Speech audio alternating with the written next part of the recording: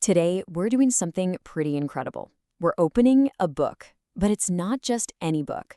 It holds the last traces of an entire lost world. We're about to look at a language that's been silent for centuries and see what secrets might be hiding in its very last words. Just let that sink in for a second. This isn't a language that's just unpopular or rare. It's gone. Completely wiped from the face of the earth as a living, spoken tongue. The last person who spoke Old Prussian as their native language, they died sometime around the year 1700. And when they did, the sound of this language, it just vanished. So what do we have left? This. This book is the final artifact. And it's not some epic poem or a collection of grand stories. It's a thesaurus, a dictionary. And get this, it was put together long after the language itself was already dead. So, it's not really a tool you'd use to chat with someone. It's more like an archaeological find, a fossil record of an entire culture. Okay, so let's get into it. Think of this as a kind of linguistic detective story. The victim, an entire language. And our only piece of evidence is this one book. Now, what's really important to get here is that this book, the Thesaurus Linguae Prussianae, wasn't written when the language was spoken. Nope. It was compiled way later, in the 19th century.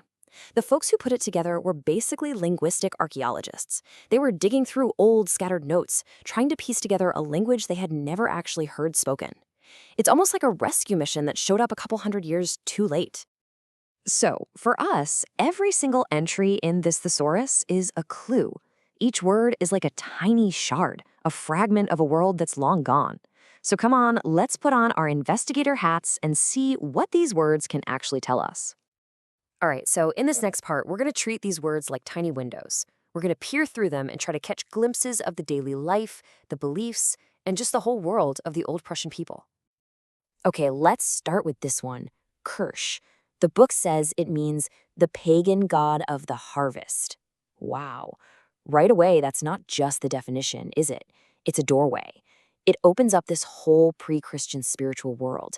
It tells us these people had gods tied to the seasons, to the land itself, a whole belief system that was almost totally wiped out.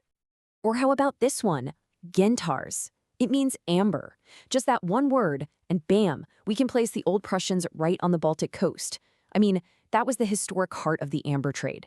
So this little word points to their economy, their natural resources, and how they connected to the wider world through what people called Baltic gold. And then you get a word like crew. It means blood. Super simple, right? It's a universal concept. But finding it here, in this old book, it's a powerful reminder. A reminder that behind all this linguistic detective work, there were real people. People who lived and loved and fought and bled. This word, crew, it just snaps the whole thing back from an abstract, dead language to a real, tangible human experience. But here's where it gets really cool. The language isn't just trapped in this book. It's actually hiding in plain sight. It's physically stamped onto the modern landscape, almost like a linguistic ghost that's haunting the map. So take a look at a map of the area. You'll see the modern city of Ragnit. It's right in what used to be Old Prussian territory. Looks like a pretty normal place name, doesn't it? Well, now let's check our thesaurus. And what do we find? Raganita Costrum. Come on. The connection is crystal clear. The name of the city today is a direct living echo of its Old Prussian ancestor. It's been preserved for centuries, long after anyone remembered what it originally meant. And it's not just a one-off. Let's do it again. Here's the city of Gredenz, another familiar name on a modern map. You can probably see where this is going, right? We flip open the thesaurus, and yep, there it is, Gredenz. This proves it's not a fluke, not a coincidence. The whole landscape is just dotted with these linguistic fossils. It's crazy to think that the roads you might drive on, the towns people live in today, are still carrying the whispers of a language that nobody knows how to speak anymore.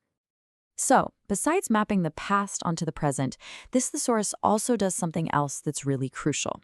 It helps us figure out where Old Prussian fits in with its family. It shows us the connections it had to its neighbors and helps us pin down its exact spot on that huge European language family tree. Take the word for apple, for instance. In Old Prussian, it was wobble. Now listen to the word in Lattish, obles. And in Slavic languages, it's jablako. Hear that similarity? Wobble, obles, jablako. That shared vocabulary is a huge clue.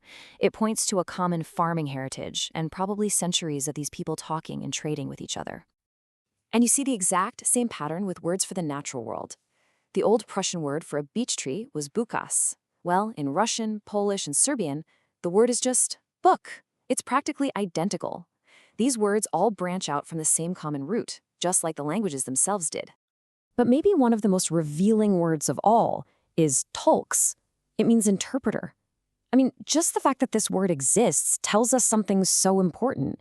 And when you see how similar it is to the Slavic and Latvish words, well, it proves these people weren't living in a bubble. They were out there, trading, negotiating, communicating with their neighbors. This one word opens up a whole world of diplomacy and cultural exchange. So this book is an absolute treasure trove. But for all the incredible things it tells us, we have to end by talking about what it can't tell us. Because a dictionary, at the end of the day, is silent. It gives us the building blocks, the bricks and mortar of a language, but it doesn't give us the life that was actually built with them. You see, a thesaurus can give you the word for mother, but it can't give you the sound of her lullaby. It can give you the word for love, but not the warmth of a lover's whisper. It can document the word for story, but we'll never ever get to hear one of those stories told around a crackling fire. And that's the human stuff, you know? That's the soul of a language, and it's gone forever. So yeah, we can absolutely celebrate this thesaurus. It's a miracle it even exists, and the clues it holds are priceless. But at the same time, we have to acknowledge this profound silence that surrounds it. The book gives us the words, sure, but it's the silence between the words that holds everything that's truly gone. It's a treasure, for sure, but it's also a tombstone. And that really just leaves us with one final big question to think about. This book, it lets us piece together these little fragments of a culture, what they believed, where they lived, who they talked to. But it also forces us to face a much bigger question. When a language dies, when it finally goes silent, what is it that we've truly lost? Forever?